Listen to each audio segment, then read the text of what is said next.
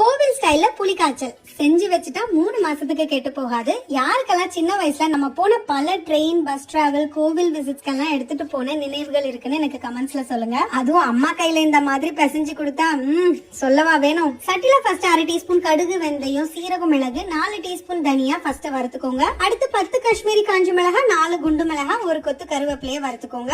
இது கூடவே 2 table spoon துருவின கொப்பரை தேங்காய், கடைசியா பெருங்காயம் சேர்த்து வறுத்து அரைச்சுக்கோங்க.